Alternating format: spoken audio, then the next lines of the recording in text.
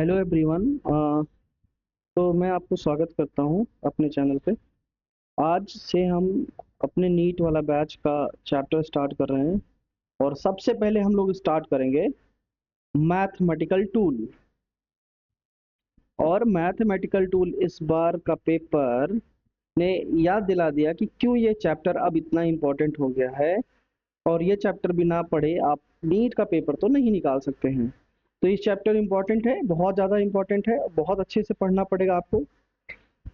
तो mathematical tool की शुरुआत सबसे कुछ इम्पोर्टेंट मैथ्स से करेंगे, जो कि आपको पता होना चाहिए। बहुत सिंपल सी मैथ्स है। जैसे मान लेते हैं कि अगर पावर में ए है, ए के पावर एम है और ए के पावर ही एन है। तो अगर बेस सेम है, ये बेस बोलते हैं, नीचे वाले को बेस बोलते हैं और ऊपर पावर बोलते हैं। तो बेस सेम है और पावर तो क्या हो जाएगा, ऐड हो जाएगा मल्टीप्लिकेशन में। और अगर सेम, मैं बताता हूँ कि अगर बेस सेम है और डिवीजन हो रहा है तो पावर आपस में सब्ट्रैक्ट हो जाएगा। तो ए के पावर एम माइनस एन हो जाएगा।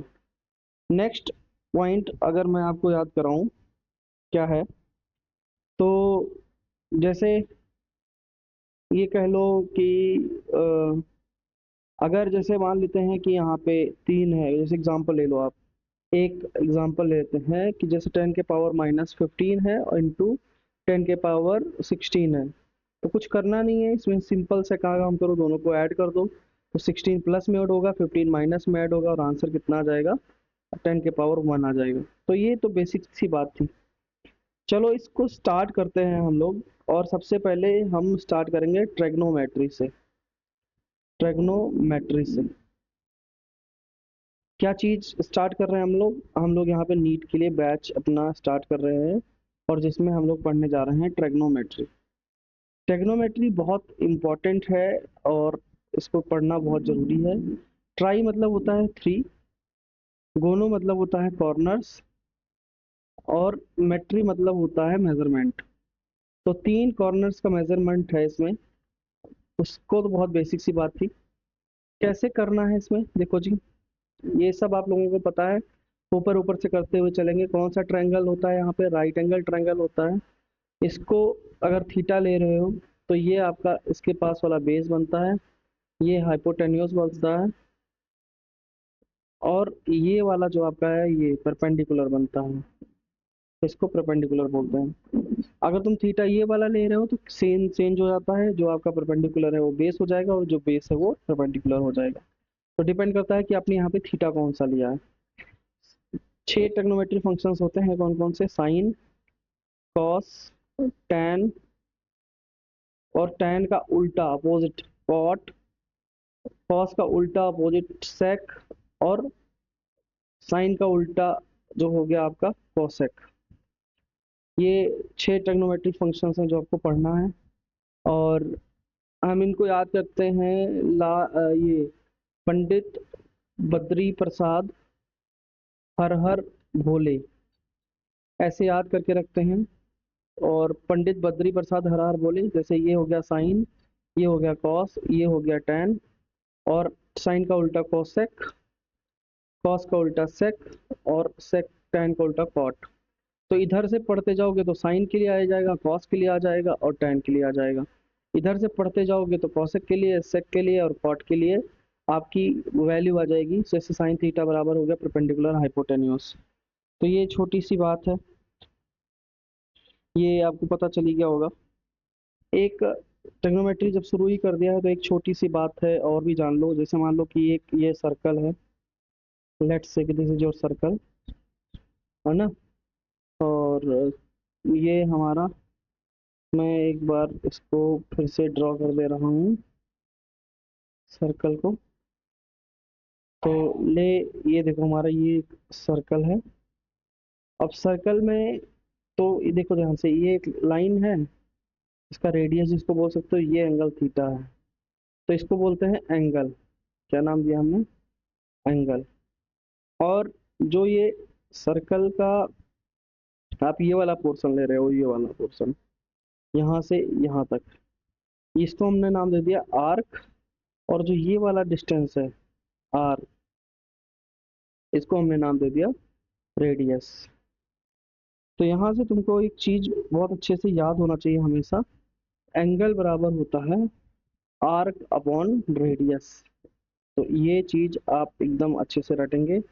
और ये अगर मैं कहूँ तो ये रेडियन में आता है, ये रेडियन में आता है। और अगर देखो तुम यहाँ से तो ये क्या लिखा है, एंगल बराबर आर्क अपॉन रेडियस, एंगल बराबर आर्क अपॉन रेडियस। तो ये चीज आपको बहुत अच्छे से याद हो जानी चाहिए एकदम बढ़िया तरीके से, बिल्कुल बिना भूले हुए। तो एंगल बराबर हो गया आर्क अपॉन रेडियस। उसके बाद एक और चीज है रेडियन कन्वर्जन देख लेते हैं। किस चीज का कन्वर्जन, कन्वर्जन देख लो, conversion radian to, radian to degree, radian to degree में कन्वर्जन हमें देखना है। तो देखो कैसे होगा ये, जैसे लेट से कि आपको अगर कोई चीज उसमें रेडियन में दिया हुआ, रेडियन मतलब पाई, और पाई कितना होता है 180 डिग्री होता है। ये चीज आप सिंपली याद कर लो। तो एक रेडियन बराबर कितना हो जाएगा, एक रेडियन बराबर हो जाएगा 180 डिग्री डिवाइडेड बाई पाई, यही हो जाएगा। या एक यहाँ से अगर तुम देखना चाहो, एक डिग्री बराबर कितना हो जाएगा, एक डिग्री बराबर आपका हो जाएगा पाई डिवाइडेड बाई 180, 180 डिग्री। ठीक है, तो जैसे लिखा हुआ है आपका 30 डिग्री, और जैसे 30 डिग्री लिखा हुआ है आपका, और इसको आपको चेंज करना है रेडियन में। तो 30 डिग्री मल्टीप्लाई बाई पाई, यहाँ पे हम अपॉन 180 डिग्री। देखो यहाँ पे डिग्री था, यहाँ पे, और नीचे भी तुमने डिग्री से मल्टीप्लाई कर दिया तो आपका रेडियन में आ जाएगा। ये कटा इससे, तो ये आया pi by 6 radian. I hope ये सब चीज़ें आपको पता होंगी, जो बिगिनर्स होंगे उनके लिए नहीं होंगी, लेकिन आपने कभी भी थोड़ी बहुत पढ़ाई की होगी तो आई होप आपको पता होगा। जैसे मैं कहता हूँ कि आपका पाई बाई 3 रेडियन लिखा हुआ है, क्वेश्चन है पाई बाई 3 रेडियन, इसको डिग्री में चेंज करना है, सीधा 180 डिग्री डिवाइडेड बाई पाई से मल्टीप्लाई कर दो। तो यहाँ से पाई से पाई कैंसल, ये हो गया 60 डिग्री, तो यहाँ से आंसर आ गया 60 डिग्री। आई होप या ये चीज़ें आपको हो गई होगी क्लियर। तो कन्वर्जन हो गया, कन्वर्जन आपका सीख लिया आपने। नाउ हम टेक्नोमेट्री पढ़ रहे हैं, और टेक्नोमेट्री में हमें कुछ एंगल्स करना होता है। एंगल्स आई होप आप सबको याद होना चाहिए कि अगर sine theta, cos theta, tan, cot, sec और कोसेक, ये सारे दिए हुए हैं अगर, तो इनकी वैल्यूज आप बहुत अच्छे से आपको याद होना चाहिए। साइन 0, 30, 45, 60 एंड 90, इन सब पे वैल्यूज आपको याद होनी चाहिए। साइन 0 0 पे 0, 30 पे 1/2, 1/√2, √3/2, और 90 पे 1। ये आपको अच्छे से आना चाहिए बिना किसी डाउट के। तो ये cos 0 पे 1, ये हो गया √3/2, ये हो गया 1/√3/2, 1/√2, और ये हो गया 1/2, और ये हो गया 0। सिमिलरली ऐसे ये 1 tan 0 पे 0, 1/√3, 1√3, और इनफाइनाइट, इस पर नॉट डिफाइंड होता है, नॉट डिफाइन, √3, 1/√3, और 0। ऐसी सेक है, सेक 0 पे जितना था पलट जाएगा, ये 1, ये 2/√3, और ये √2, और ये 2, और ये इनफाइनाइट, और ये इनफाइनाइट, 2, √2, और 2/√3, और 1। तो ये जो वैल्यूज आई आपकी निकल के, ये वैल्यूज जो निकल के आई,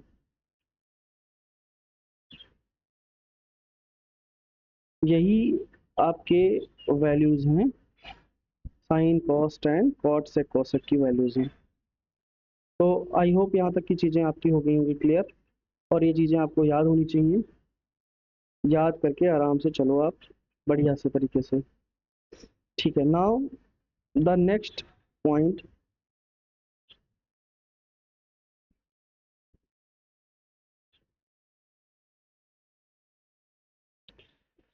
नेक्स्ट पॉइंट हमें जो पढ़ना है इस चैप्टर में वो क्या है?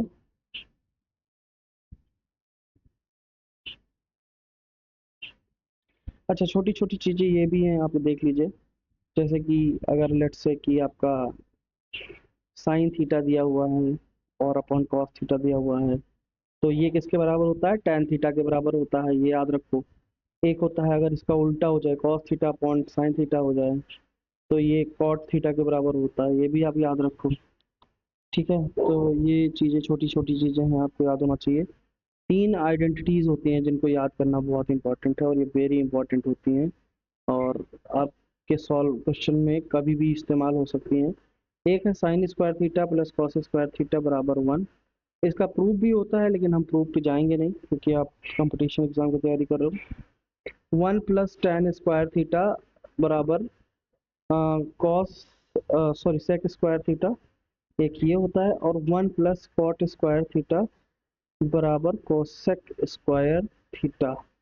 ये बहुत अच्छे से तीनों को याद करना है आपको, काफ़ी इंपॉर्टेंट होती हैं, स्टार मार्क कर लेना, और बहुत जगह यूज होता है इनका।